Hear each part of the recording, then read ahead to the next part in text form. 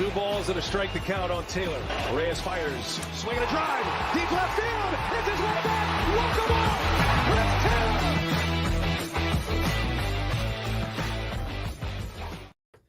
Hi, everyone, and welcome into DodgerHeads Live, presented by DodgerBlue.com, part of the Medium Large Sports Network. My name is Matthew Moreno, and with me, Sebastian Ibarra, and we want to thank those of you who are joining us live tonight on YouTube, Twitter, and Facebook.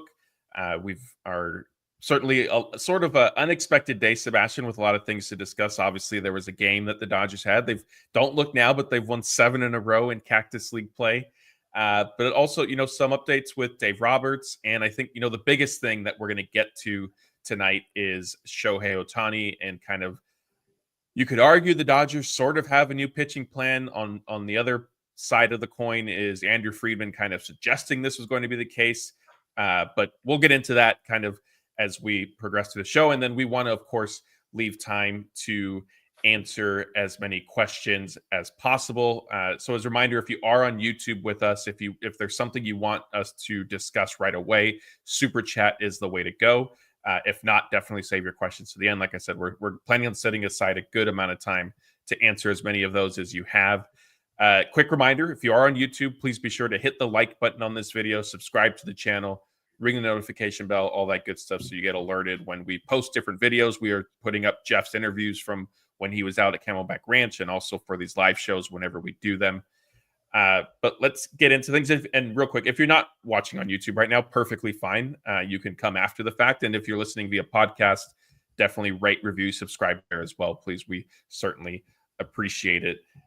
Sebastian, so as I mentioned, Dodgers, for what it's worth, it's Cactus League, but they've won 7 in a row. And today's game saw Freddie Freeman, Will Smith, Tommy Edman each hit a homer. Freeman's third of the spring, which is now tied, or excuse me, he has the Dodger lead. It's nice to see Will Smith sort of get one, given some of the ankle stuff he's been going through. But what was your, let's start with kind of maybe your biggest takeaway from today's game, and then we'll go from there. Yeah, first off, how's it going, Matt? How's everybody doing? My biggest takeaway was I was really impressed by Michael Conforto.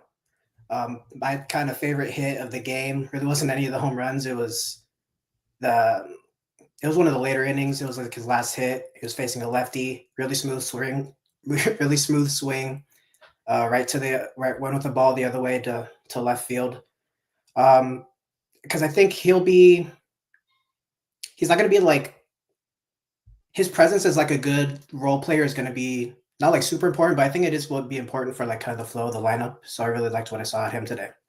Yeah, that's a good point. And I thanks for catching that. I didn't mention him. Obviously, I kind of focused on the home runs, but Conforto led the team with 3 hits today. Ironically, he went into the game he was just 2 for 17 in the spring thus far. So he surpassed the hit total that he had. We discussed him on one of our shows recently, and we have an article up on DodgerBlue.com. Dave Roberts had sort of explained why he's not worried about Michael Conforto. And, as you mentioned, that is a good, somebody good to discuss, because as much as I know some fans have been a little frustrated or concerned, Conforto is going to be the starting left fielder come opening day. Yeah. I think because it's kind of already set in stone, right? Where that's where they're kind of trying out Pages and like trying everyone else out in center. Their kind of corners are already settled in. So, like you said, whether people like it or not, he's going to be in there. And so it's good to see progress from him. Yeah, definitely. And maybe I need to catch myself a little bit. The Dodgers are expected to face Shota Imanaga in the first game of the Tokyo Series. So perhaps Conforto isn't in there, but actually he does handle lefties. So, maybe he will get a look. Maybe I might be confusing myself at that point. Point of the matter being, he will be certainly their regular left fielder. So yes, you want to see him kind of starting to trend up a little bit. Another player that is certainly encouraging to see, still swinging a hot bat, even though he got off to a delayed Cactus League start, is Freddie Freeman. As I mentioned, his 3rd home run today. The first 2 were poolside. This one went to left center field, so going the other way for Freeman. I mean, should we be surprised at this point? He's just somebody who wakes up and just knows how to hit, right? It doesn't matter how much time he's missed. Yeah, his swing is so sweet. He's such a great hitter. Been that way his whole career. So it doesn't surprise me to see him kind of, breaking through here.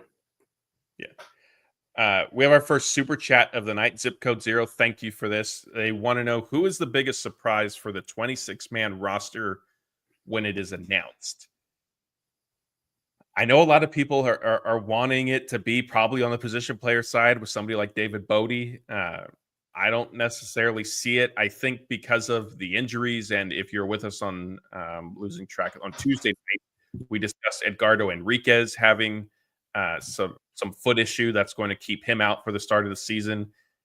We already knew Evan Phillips wasn't going to be ready for the Tokyo Series. Brusdar Graterol, Michael Kopech, Michael Grove. So I think because of that, I'll go bullpen. And I don't know if it's a surprise because, over the last day or so, a bunch of articles came out from beat reporters focusing on Jack Dreyer, the left-handed reliever. He was added to the 40-man roster. Yeah, that's who Fernando's saying. Hopefully Jack Dreyer. That would be my guess for a quote-unquote surprise addition. Sebastian, is there any sort of anything different you might see happen when the Dodgers announce their roster for Tokyo? Yeah, I'm kind of with you there where I would like to see Bodie because, he's had a really nice spring and you can never have enough good, hitters on your bench. But I think I'm kind of going with your line. I think it would be somewhere in the bullpen. I really can't, I guess I can't really give an educated guess where it'd be like who is going to be, but maybe Dryer, like you said. I mean, I think once we get closer, maybe we'll find out a little bit more, but I think it will be kind of bullpen where you said. Yeah. And it's getting close. I mean, the Dodgers, they're leaving. I think they have less than a week. I believe they're leaving on Wednesday for Tokyo. And so, that stuff will sort of need to be finalized. And of course, they'll have a taxi squad and things like that they can travel with out there. But Zip Code 0, thanks for that. Our first super chat of the night. We appreciate that. And we appreciate everybody who's joining us tonight. I know that the Lakers are playing again and they've captured the hearts of LA with the Luka Doncic trade and trending up after that point. So for those of you, maybe you're multitasking, but we appreciate, again, like I said, everybody who's joining us live on YouTube, Twitter, and Facebook. Our next topic, you may have heard a little not long before we came on to start this show. Dave Roberts and the Dodgers, according to Joel Sherman of the New York Post, are close to coming to terms on what would be a record-setting contract extension, and record-setting in terms of average annual value, which right now that belongs to, of course, Craig Counsell. He makes $8 million a year with the Chicago Cubs, with the 5-year, $40 million deal that he signed before the start of the 2024 season. Sebastian, I know that, the Dodgers did plenty during the offseason. This was kind of the final thing that has sort of been hanging out there, and this looks like it's heading towards the outcome that we all sort of expected. Yeah, I mean, I don't think really there's ever a doubt that this was going to happen. You look at the last deal he signed it like a couple of days before the season began. He signed it like on March 25th. Obviously, this year's a little different because, it's a week earlier with the Tokyo Series. So that was kind of intriguing to me, whether they're going to like kind of speed it up to get it done before then, or just going to kind of stay on the same kind of timeline where they had it the previous year, where like they'll do it maybe for like before the home opener. But it's good to see. Obviously, we all knew this was going to happen. It had to happen. It made too much sense not to happen. So yeah, it's good to see. Yeah, and it's similar to prior years where Dave has signed extensions. The last one was in 2022, and I believe that was done like right around 2 weeks before opening day. As you mentioned, the timeline's a little bit accelerated in some sense with the Tokyo Series this year, although theoretically that Dave Roberts could have gone out there to manage those games, and then the Dodgers finalized the extension once they got back. There is a little bit of a break before they resume their regular season schedule, but by all accounts, this is going to be wrapped up before the Dodgers leave Camelback Ranch, and so that's not imperative, but certainly encouraging, right? Just one less thing to sort of, okay, let's what's the saying? Dot the I's and cross some T's and get it done with. I think, to your point, this sort of has dragged on a little bit longer than maybe some people might have anticipated. I started to sort of speculate, was it perhaps because Dave Roberts wanted to, maybe break Craig Counsell's record type thing? And he has come out recently and I believe he spoke to Bill Plunkett of the OC Register, and he said that that's not a focus of his, which I do believe. But also, the point that I had raised on some of our other shows was that if Dave Roberts doesn't necessarily sign at Craig Counsell's level or above it, like it hurts every other manager after him, because then these other teams and when they're negotiating with managers, they could say, well, look at Dave Roberts. He's won 2 World Series with the Dodgers, had all this success, and he signed for X amount. Like, why should we pay you more? And so I think that's something that Dave was mindful of. The other sort of layer to this, again, it seems like in terms of AAV, which is $8 million, that Dave Roberts will surpass that. What I'm curious to see is how many years he gets as well. The Dodgers haven't really done significant long-term. Do you think maybe that changes with this extension? I mean, with how dedicated they've been to Roberts, I think the onus is on him for how long he would want it. I don't have any like source for this, but like that, I think that's the way they would do it, where obviously you don't want to give him like a 10-year deal, but like, something reasonable where they obviously believed in him enough to keep him around through the bad times. Yeah, like Laura said, 6 years, that sounds about right, maybe. But I think, again, like I said, probably it's up to him what he wants, and then the Dodgers could kind of meet him where he's at. If you're Andrew Friedman and you're negotiating this with Dave Roberts, I'll put you on the spot a little bit here. Well, maybe not Andrew Friedman. I'll put you on the spot from the standpoint of where do you think maybe the contract falls? I know you seem to agree with Laura at 6 years. So is it 6 years, 54 million, 6 years, 60 million? Is it maybe 7 years? Like what do you think this might end up being? And again, this is just kind of educated guess as best as we possibly can, because there isn't like this information out yet. Or look, Cole, I'm putting it up. Cole's going shorter years, but more like at a higher AAV. Like that's certainly an option, a possibility as well. I don't think what's like the longest contract they've ever done with them? Like, because I know the extension was like 3 or 4 years. 3, right? They've been 3, yeah. Yeah. I'll go in the middle, go like 5, and then what's Counsell at? Like, so he's at like 40, right? Yeah. And make it an even 10, so I don't know, 5 for 50. That works. That's what Young is saying. 5 for 50. Yeah. I agree. I mean, I could see certainly could see something like that. I could see maybe if they do 4 years, 40 million too. Like that would work. Laura's saying 6 years, 58 million. 6 years will be interesting. I'm not sure if they'll necessarily extend themselves to that point. Obviously, the relationship, like Dave Roberts has been around for longer than 6 years with the Dodgers and as the manager. And so it's not so much that, as you said, there isn't like an issue with trusting him or anything, but another 6 years on top of it, like a lot of things could happen, things could change. But hey, we'll see. I think regardless of how it unfolds, good for Dave Roberts. It's certainly well-deserved. And I think it's also a little ironic. I mean, it's not hyperbole to say that he was 1 loss away from potentially being out as manager last year, right? Yeah. And now it's kind of funny to see now here we are, a few months later, handful of months later, several months later, discussing Dave Roberts becoming the highest paid manager in MLB history. So it's interesting on just how quickly things can change, and the perception of him too. I feel like a lot of fans have warmed up to Dave as well. We had another super chat. This one's from Laura. I apologize for the delay in getting to this, Laura. She says, who's in / who's out? Pages, Taylor, Bodie, and Outman. So I'm assuming she is discussing or referencing, obviously, the opening day roster. My guess is 2 of these 4 make it. I'll let you go first. Let's do like which 2, if it's different answers, which 2 do you think make it? Which 2 would you want to make it? Yeah, I think Taylor's a non-negotiable, not because of like kind of what he can do, but like the Dodgers aren't going to, unless they like trade him or something, they're not going to like send a veteran down to AAA or whatever, or like, like he's a big part of their culture and what they've built here. And I think relationships like that are important to them. So I think he kind of stays here regardless. Pages and Outman, they both have options, so that kind of really is helpful. And when deciding, Dave in particular seems to really like Pages and center. Like he keeps on, giving them votes of confidence and stuff.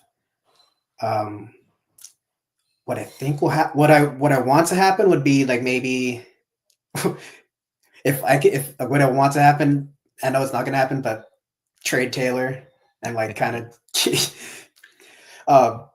So I'll keep it kind of realistic with the keep Taylor. So I'll go like if what I would want to happen is Taylor and Bodie, just because I really like what Bodie's been doing, and plus, if it doesn't work out, he slows down. He doesn't keep the same production. You can trade him, release him, whatever, then bring up one of the other guys. You can't do that, with the other guys.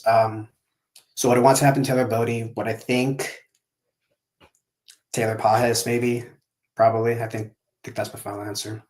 Yeah, I agree with you. I think Taylor and Pages are the likely candidates here.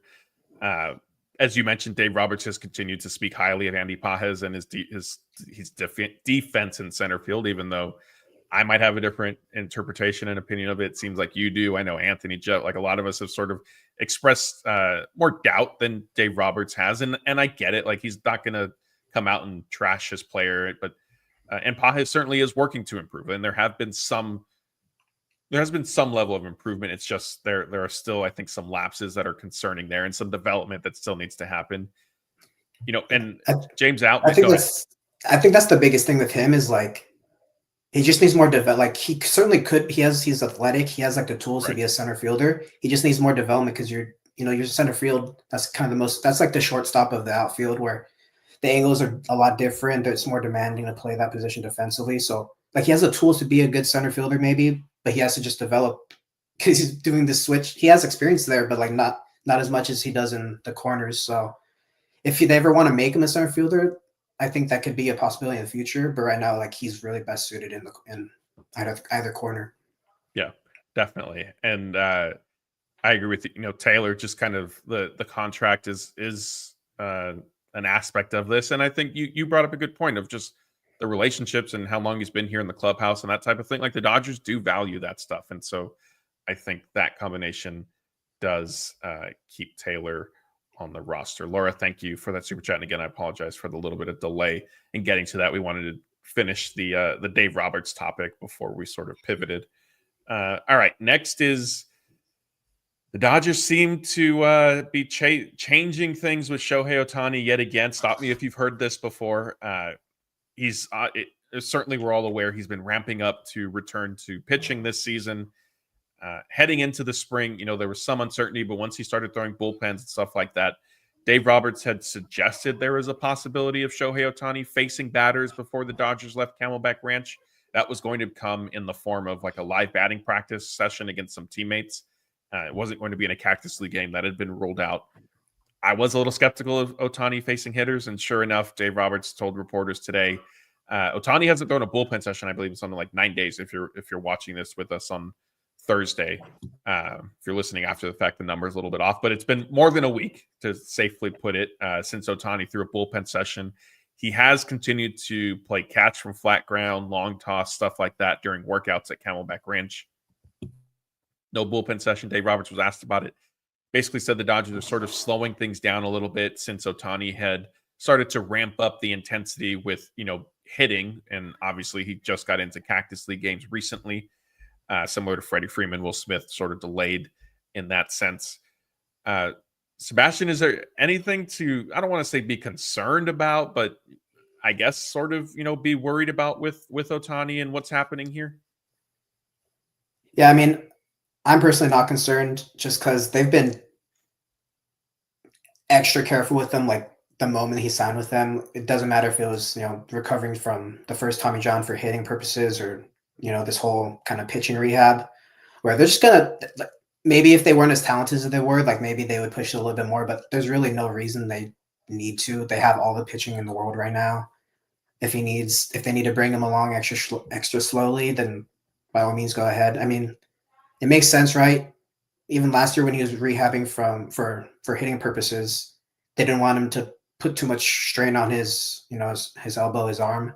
So he's ramping up his hitting, and he's not that the shoulders like impacting it that much, but he is ramping up the hitting from, that discomfort in the shoulder. So you don't want to push it too much. You don't want to have him doing too much if you can avoid it. So I'm personally not that worried. If it comes a problem later, we'll, kind of cross that bridge when we get there. Yeah.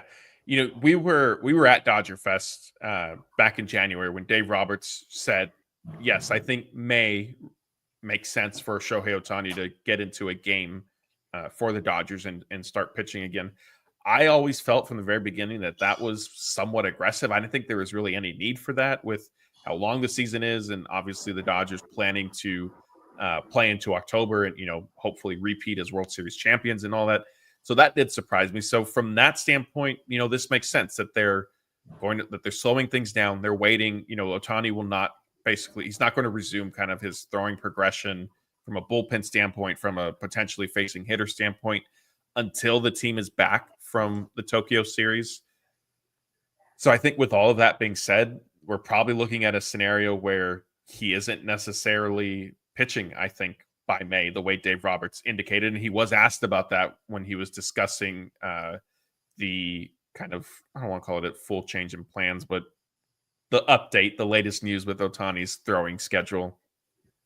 And he didn't commit to May. He said, the biggest thing is we just want to be flexible and do what makes the most sense. And I get it. And you mentioned, yes, Ohtani did have, it is his left shoulder, his non-throwing shoulder, obviously, but he did have surgery during the offseason. And he has been open about still needing to get the full range of motion back into it and get some of the stiffness out. And so if that means that the Dodgers do need to back off with some of the pitching stuff, then like you said, so be it. And to me, I always felt like if he doesn't start pitching until June or something, then, the Dodgers are certainly fine. And they have a ton of depth, obviously, this year.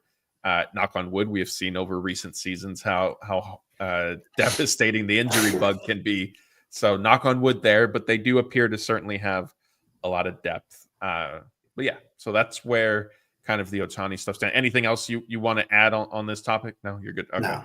Yeah. So if you missed it, what we were kind of summarizing was just Ohtani's throwing progression has been slowed a bit, and he's not going to kind of pick that back up outside of, doing long toss and playing catch on the field until the Dodgers are back from the Tokyo series, which, it's hard to believe 12 days from now. At this point, the Dodgers would have played their first game already, bright and early, 3 a.m. for us in the Pacific time zone. Yeah, so and maybe they'll be 1-0. Ohtani might have hit a home run or two, just not necessarily pitching yet. And the other aspect of this, even though it was obvious, it had been obvious for several weeks, is I do feel bad for the fans in Tokyo that they're not going to necessarily get to see him pitch. Yeah. Oh yeah. I mean, that's as best as you could get. You have, Yamamoto, Yeah. and then Ohtani hitting one game, and then you have Ohtani pitching the next game and hitting. So yeah, that's something to miss. That's something that's kind of big to miss out on. But I don't think nothing's been said about the second starter yet, right? So maybe they'll get Roki. So yeah, I mean that's what Dave Roberts sort of suggested made sense, was having Roki Sasaki start that, but he also sort of hedged it by saying, if the Dodgers he didn't make it official, and if the Dodgers need to change their plans, and they would. Speaking of Sasaki, do you have any thoughts on his Cactus League debut? I know obviously there's been a lot of coverage written about him and attention on how the Dodgers sort of handled him by sticking him in the B game first, but certainly impressed against the Reds. Yeah, I mean, he certainly showed why everyone pretty much wanted him. The most encouraging thing that I saw was whenever the Dodgers have kind of discussed with him about addressing his fastball issues from last season. I mean, it's one start plus it was only 3 innings, but it was good. They said the adrenaline's a big help. I think Dave Roberts said where they haven't seen him hit 99 all spring, and he hit it right there and averaged 98 3 or something like that. So it's good to see the splitters as advertised. Yeah. You still see that. You do see that there's some development, that he has room to improve, obviously, but everyone does, and especially for a pitcher as young as he does. But it's good. It's a good little showcase, good jumping off point for the regular season. Yeah, definitely, and obviously, the biggest, there's so much attention on him, and as much as the Dodgers try to take some of the burden and the spotlight off of him by saying, look, he still does need to develop. He's not a finished product, this and that. He is facing lofty expectations, unfortunately, and I think. A lot of the fans we've had in our live shows and following us on Twitter and the website and stuff like that, seem to be understanding and not expecting Cy Young stuff out of him, Rookie of the Year type things every start. So that's certainly been encouraging. Yeah. All right. Well, we said we wanted to leave time for questions, and we certainly have a bunch of that. So, as a reminder, if you could just start it with the word question in all caps, it makes it easier for Sebastian and I to pick it out as we're kind of scrolling through the comments here. Try to focus on baseball. If you guys have food stuff, I know you enjoy it. We enjoy it. I know a lot of you enjoy it. We'll try to save those for the end. And while we wait for the questions to come in, Sebastian, have you had a chance to see the oh man, the name's escaping me right now, the Takashi Murakami kind of collection that he's doing for the Tokyo Series and the clothes and the jerseys and stuff like that? I haven't seen a lot of it, but I have seen the post on Instagram where the couple of pictures there. Yeah, I'm not the kind of, what is it, the cherry blossoms. Those are kind of cool. I'm not the biggest because I know there's a lot of people kind of my age who are really into Japan and that culture. It's cool to me. It's not something I'm gonna go out and I need, but it was cool to see. I like it. Yeah, I agree with you. It's not necessarily something I would necessarily I could see myself wearing, but I know there's a lot of excitement for it. We have a couple articles up on DodgerBlue.com. I know the Fanatics app has started kind of the launch window. If you're interested in some of the jerseys, you need to do that before early tomorrow morning. But then starting Thursday morning, I believe at 9 a.m., starting at 9 a.m. is when I'm blanking out. Different outlets, Complex, Fanatics, Dodger Stadium, Dodgers Clubhouse stores, stuff like that are going to be selling all the different items. And Blake and I are going to be covering, we're going to go to the Complex pop-up in LA. So definitely follow us on social media, and we'll have hopefully some interviews and kind of a YouTube video put up after the fact from that visit. All right, let's get to some of your guys' questions here. Our first one is from Laura. She wants to know the fifth starter, Dustin May, Tony Gonsolin, or Bobby Miller. I think we can remove Bobby Miller just from the standpoint of he hasn't been able to pitch a lot due to obviously taking the comebacker off the head. So fortunately, he went into concussion protocol, but avoided kind of serious catastrophic injury. But so let's boil it down to Dustin May, Tony Gonsolin. Dustin May went 3 innings today, didn't allow any runs, got behind in the count to a lot of batters, but managed to work out of trouble. Between May and Gonsolin, do you see one of them having the upper hand for the fifth starter job? Yeah, I believe I was watching it. He was at one point, three out of the 9 hitters, he was it. So 6 out of the 9 hitters he got behind in the count. He was really, especially the first inning, he was kind of all over the place, but he settled in. I really like some of his strikeouts. You saw the signature kind of run on his fastball. Yeah. It was really nice to see. I don't think you could go wrong with either May or Gonsolin. Personally, my choice would just be May, just because I really like, his game, his stuff. His career, he's been really productive. It's just keeping him on the field. I mean, yeah, you can't go wrong with either one, but I would go May just because I really like him. Yeah, I agree. Obviously, I think the ceiling is certainly higher with Dustin May, the potential and all that stuff, and the velocity is obviously there. Yeah, Insanity's joking. He's asking if you like Dustin May's compete. It's obviously a nod to Dave Roberts there. But I think just because of how much time Dustin May has missed, it's probably going to be Tony Gonsolin. And I wouldn't be shocked if maybe they have May start the season kind of on a rehab assignment and then figure out where things are and how he sort of fits in. And hey, if Ohtani's not ready to pitch yet, if that's being delayed, then maybe Dustin May, there's a bigger opportunity for Dustin May early on, even though the Dodgers said they could get through what I think the first half of the season, or not the first half, the first month of the season with just 5 starters because of off days and things like that. Eden wants to know if we could tell Jeff, thank you for interviewing Gavin Stone. Yes, Eden, I will relay that message to him. Thank you for being here tonight. Thank you for watching those interviews. We have more of them coming. Nomo Splitter wants to know, what's your take on the international draft after teams soured about not getting Sasaki? I don't necessarily know if I have strong feelings one way or the other over an international draft. I know that it's something that MLB seems to be pretty high on and pushing. Rob Manfred brought it up again when I was at Cactus League Media Day during spring training a couple of weeks ago. Do you feel strongly one way or the other over international draft? I mean, in theory, like it would clean up a lot of the corruption.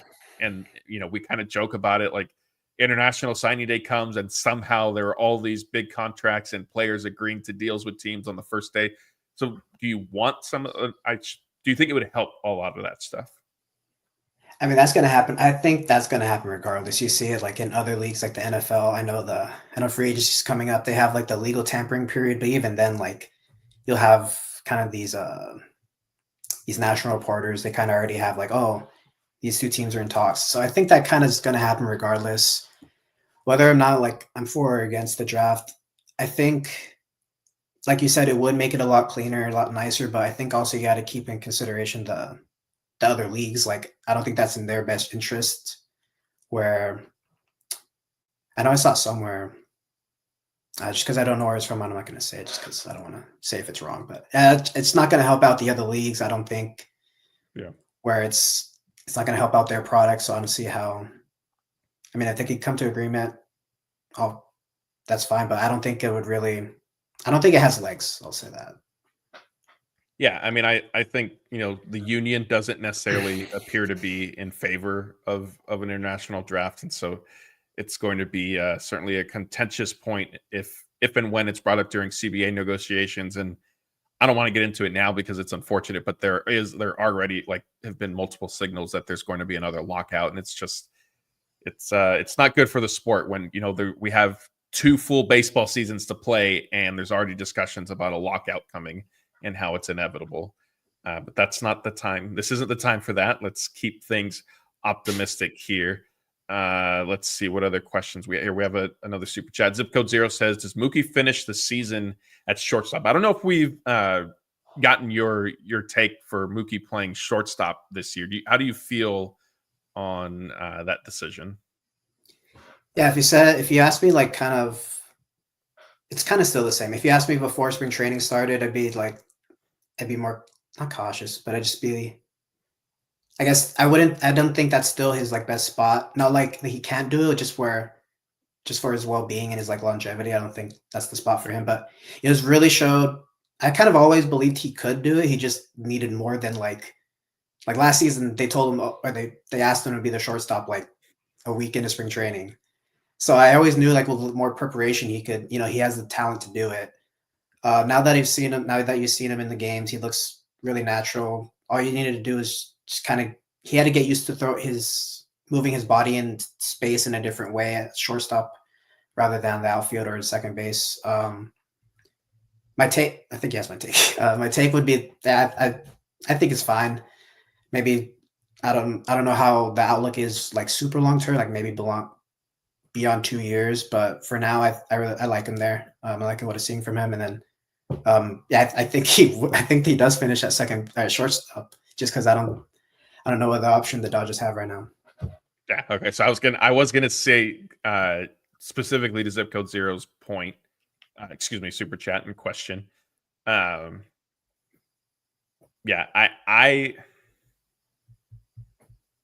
I'm split on that. I don't think he ends up finishing the season at shortstop. I'm not sure what the reason would be to move him off of it. I hope it's not an injury because that's what it was last year. He fractured his hand, and then things kind of changed. And by the time he was ready to come back, that it made sense for Mookie to play right field. But I'm not sure. I will go more so from the standpoint of, as you mentioned, longevity wise. Like I just don't know how much sense it makes to have him playing that position. Edarico wants to know, is there a starter for home opening series? And I asked Blake last time, how are covering spring training in the regular season different for you? So he's asking me specifically the second part. Starter for the home opening series, not yet. I think that sort of depends on whether or not Blake Snell and or Tyler Glasnow end up starting that second game in Tokyo. Because if they do, then it removes them from potentially starting the domestic opening day game. But if it is Yamamoto and Sasaki in Tokyo, the way we're sort of expecting, I think I'll go Blake Snell for the Dodger Stadium opener. What do you think? Yeah, I think that makes sense. Sneller, what's his name? Glass. I don't know why his name eluded me. Sneller Glass now. That I don't think you go wrong with either one of them. Just kind of, I guess, depends on how things kind of play out in the days following the Tokyo. So we'll see, I guess. Yeah. And to your second question, Ederico, so I think Blake probably had the same sentiment. To me, the biggest differences with covering spring training compared to the regular season is with spring training, you have, as soon as the starting pitcher comes out, or at least shortly after, they make them available to do their interview in the clubhouse. And so during the regular season, once the game starts, we're not going into the clubhouse until after it's over, and then we're doing the post-game interviews at that point. So kind of the back and forth of, okay, you could talk to the starting pitcher now, and it's a little funky when it's early in spring because they're only going 1, maybe 2 innings, and so you're in the clubhouse by like the 3rd or 4th inning, and if one of the position players happens to come out and you want to talk to them, and you could try to approach them, see if they're willing to do an interview with you.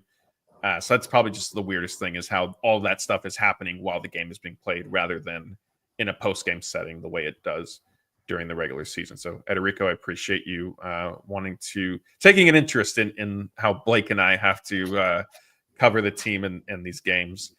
Our next question is from Aum. It says, Freeman's on fire. Can we expect him to be in the MVP race despite Ohtani's two-way status? I mean, yeah, I wouldn't see why not. Freddie Freeman is kind of meeting expectations that he has set. I mean, the Dodgers have, whether Ohtani was a two-way player or not, like the Dodgers have 4 guys that could easily, I mean, obviously Ohtani, Mookie, Freeman, the 3 of them could finish theoretically MVP finalists, right? Like if they stay healthy, if the Dodgers have a ridiculous season, they would each, I think, be in the conversation at that point. You see Freeman being able to put up an MVP caliber year? I mean, nothing's really ever in doubt as Freddie Freeman. Maybe I think kind of the point here is why, in spite of Ohtani being the two-way, that value he brings, would Freddie be able to surpass that?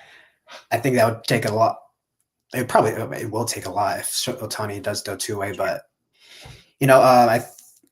he'll be in a position to rack up a lot of RBIs because he's lower in the order than Ohtani. If he kind of he'd have to go like nuclear, but why not? Yeah. All right. GI, he's asking, following up kind of on the Dustin May conversation earlier, he's asking if I'm implying a phantom IL stint. Not necessarily phantom per se, because he is, coming back from 2 surgeries, both the throat one being the most recent. And I know that he was close to starting a rehab assignment last year before that scary incident happened. But again, let's remember that like it would be similar to what Walker Buehler did, and it wasn't necessarily a phantom IL stint. It's just sending him on a rehab assignment because they haven't just pitched in a lot of games since the injury and surgery. Another super chat, Zip Code Zero. You keep keeping them coming. We appreciate this. Is it too early to talk about Murakami? Third baseman, right? Maybe first baseman. I know that maybe there's a little bit of question over which position he'll end up playing once he comes to the major league level. Is this somebody? I mean, is this going to continue kind of the Dodgers pipeline out there in Japan? I want to say it's too early, but like they spend a lot of time like quote unquote like scouting, kind of like preparing for Sasaki. But Muncy, how much does Muncy have left on his deal? Just one. So it's this year, and then they have I'm pretty sure they have a team option for 2026. I mean, if they want to like prepare already, like that'd be a good way to prepare for that eventuality. Whether it's Muncy kind of they want to part way or just kind of part ways, or who knows what his future is. But yeah, I don't know. I mean, I think it's possible they could do it. I know that we don't know about free agency is going to look. Next year maybe they find another free agent they like a little bit more. It's too early to talk about it, probably not. But can I give you an answer whether it's going to happen? Equally, probably not.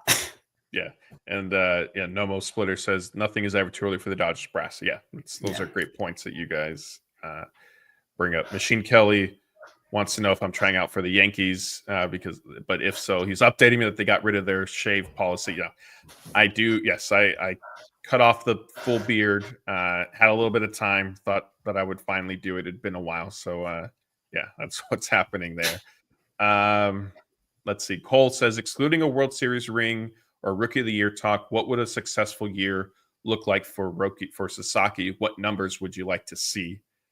The numbers, I think, that depends if you want somebody to give you pitcher wins and stuff like that. I mean, I think an ERA around 3, obviously his velocity holding at 100 or close to it, because that was a question that he had for teams coming out of Japan and wondering why it had declined.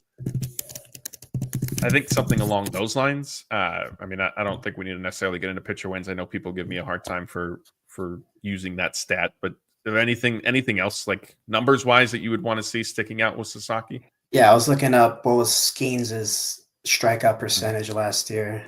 33.1. Jesus.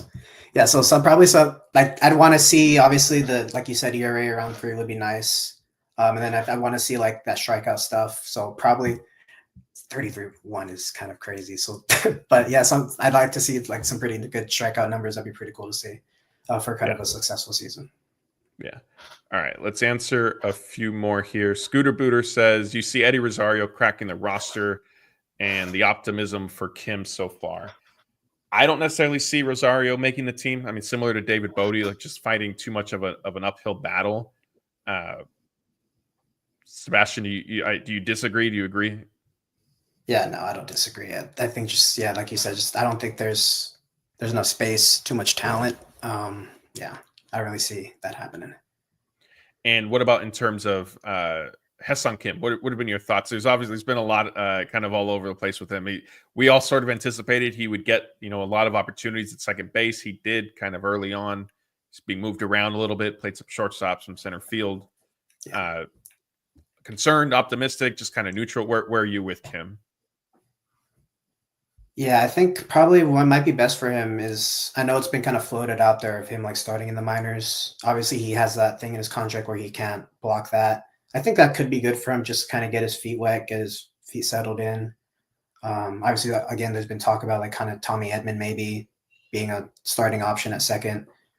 I think that can be the best outcome where, Tommy holds it down for a little bit, see how Kim develops. I am a little bit optimistic just because I think the defense, obviously, it's there. He just needs to, kind of adjust a little bit. I think the bat, as long as he gives kind of competitive at bats, I think the bat will be the bat in the first year, and then just kind of provide that value with the defense, because the Dodgers have plenty of bats. Just him in the lineup, if he gets in there, just kind of move it along, give good at bats, and that'll be good enough. Yeah, I think what's maybe been most impressive with Kim so far has been his speed. We've seen a couple times where he's hit what should be kind of routine outs, grounders to the right side of the infield also, and beat them out because he's so quick. And so that Scooter Booter, no on Eddie Rosario, optimism with Kim. You can kind of see, where he could certainly be a positive for the team. But yes, I agree with Sebastian. We're probably looking at a scenario where he begins the season in the minors. All right, another super chat from Zip Code Zero, but this is the last one. It says, why the F is In-N-Out not in Dodger Stadium? I think maybe the quickest way, the simplest way to explain it is In-N-Out. Obviously, we all enjoy it in large part because of the kind of quality control and the freshness and stuff like that. And when you put something like this into a stadium, you lose a lot of that control. It typically, goes a little bit to like Levy or whoever the food service provider is for whatever that specific ballpark. And I think that would be, some concern there for In-N-Out. Is, they wouldn't want, people are certainly accustomed to things a certain way. And if you're not necessarily getting that same freshness or quality at the stadium, it could obviously hurt their brand. So I think that's probably where things are. Real quick, because NS is saying, I heard In-N-Out is moving their headquarters to Tennessee. Unbelievable. I do want to clarify, because this bothered me. I did see it on social media as well a couple weeks ago. In-N-Out is not moving their headquarters to Tennessee. That was it's been spread by the information has been manipulated, I guess, if you will, for lack of a better term. They are moving from Irvine to Baldwin Park. They're consolidating in that sense.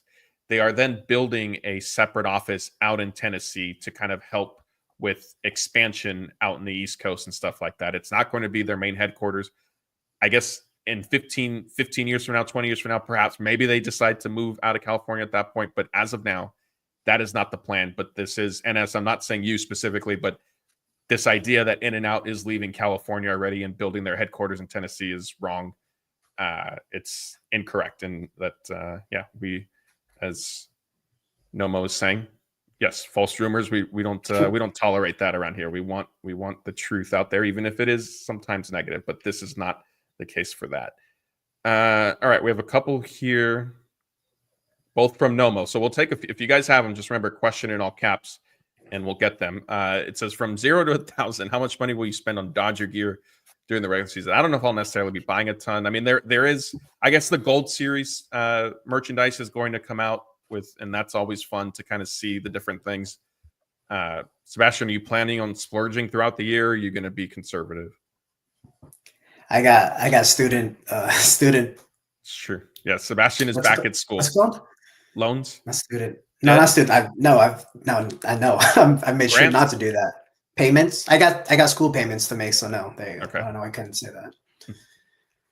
All right. Let's see what else here. Another one from Nomo. If you had to pick one Dodger that would pleasantly surprise us, who would it be? I feel like we got asked this recently. I forgot what my choice was. Anthony and I might have agreed on the same player, but is there somebody under the radar that you think might end up having a nice season for the Dodgers? Under the radar. So many of them are already on the radar. Yeah, that was what we struggled with. I think I might have gone with Will Smith from the standpoint of like it could be a bounce back type that's season. A good one. Yeah, I like that. But yeah, I mean, other than that, like you said, like there's an all-star almost at every position, so we did sort of struggle with that.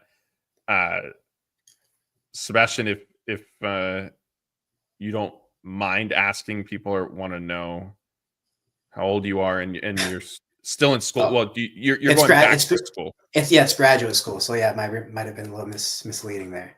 Oh, and tuition payments. That's what I was trying to think. I don't know. I couldn't think of that.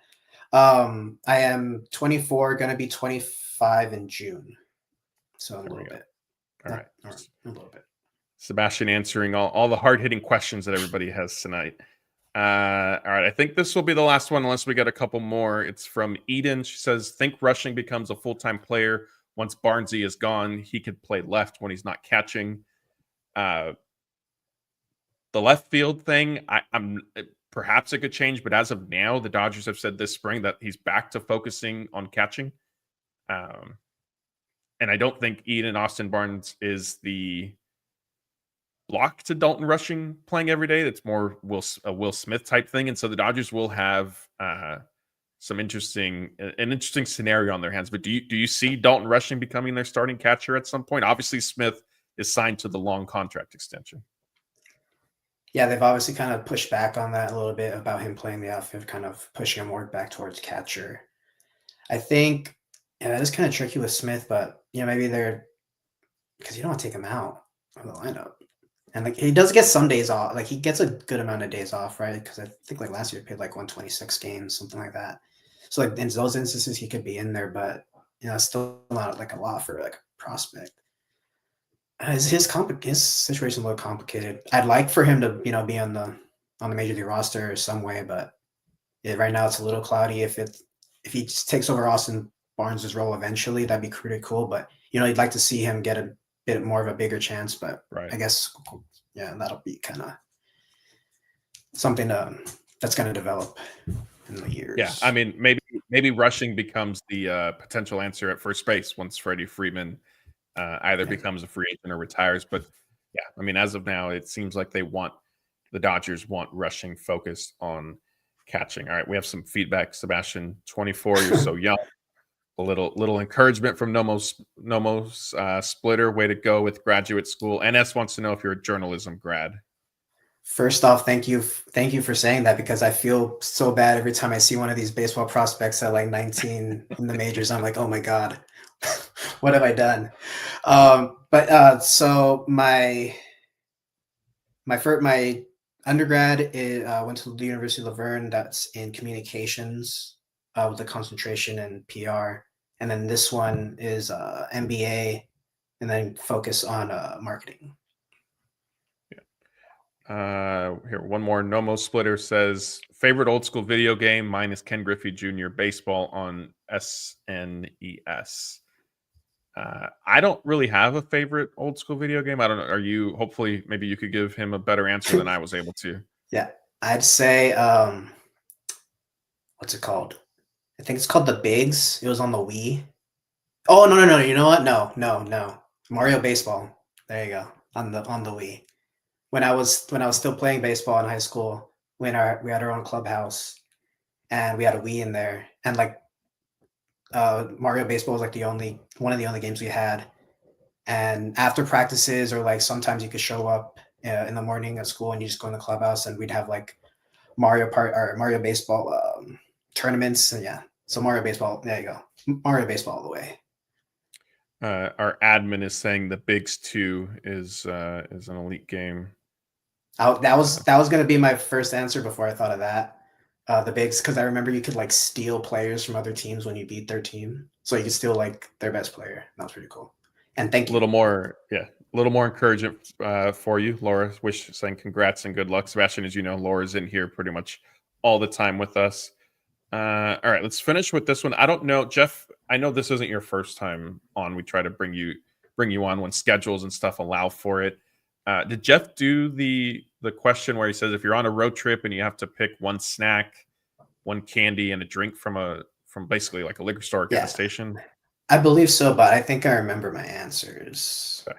It would be if you don't, we won't go back and check the tape. So if you have two different answers, totally fine. But let's close out on this one. The drink was a slushie, but you mix the flavors with like the blue and red. Candy would be Sour Patch Kid, but the watermelon ones, choice. And then good choice. Snack would either be, if I'm in the mood, probably sunflower seeds, because I use the cup and you spit the sunflower seeds in the cup, so that will kind of got kill two birds with one stone there. Either that or like the hot Cheetos, but the hot Cheeto fries. But I try to stay away from that stuff, but it's kind of hard with hot Cheeto fries because they are good. Yeah, those are good. And if you're on a road trip, it is hard, right? It's a little tempting. You just kind of want something quick if you're stopping to get gas or just stopping really quick on your way out somewhere. All right, that's going to do it for tonight. Thank you, everybody. We got up to I think close to 12 or 1,300 on YouTube, Twitter, and Facebook. Sebastian, we enjoyed, we try to rotate you and have you on. I know with school and stuff like that, we want you to certainly be able to focus. So thank you for taking time to join us. I'm glad that the chat got to know you a little bit. So hopefully we'll be able to find some more time to get Sebastian on with us. That's it for now. I know Sunday night will look a little bit different. I think we're probably going to have Anthony and Jeff. I think we'll be doing that show, and then we'll figure out if we're kind of moving people around to different days and things like that. We'll get all that set. But as of now, we are still doing Sunday, Tuesday, Thursday live shows. We might do one Friday night. Jeff may host something. We're going to see if we can get it worked out with a guest. But if not, like I said, we'll definitely see you guys on Sunday. And of course, you can always keep reading DodgerBlue.com. We have a bunch of articles and updates for you guys every single day. And again, if you're not with us on YouTube, please come to the channel, DodgerBlue1958. Subscribe, like this video, ring the notification bell, most important. So that way you get alerts when we do these live shows and whenever we post any different content. Like I said, Blake and myself will also be out at Complex LA tomorrow morning. So if you are there, I know our admin was chatting with somebody in here. Wave us down. We'll be happy to interview and kind of discuss what the experience is like for the fans. And yes, as our admin reminds us, sources are saying that Blake will be on a plane to Tokyo next week, and so we'll have to see we'll definitely planning to get him on as a live show at some point, with the time change and all that. But yeah, that's it. Again, thank you, everybody. Sebastian, thank you. That's Thank you. Sebastian, Matthew, and we'll see you guys next time.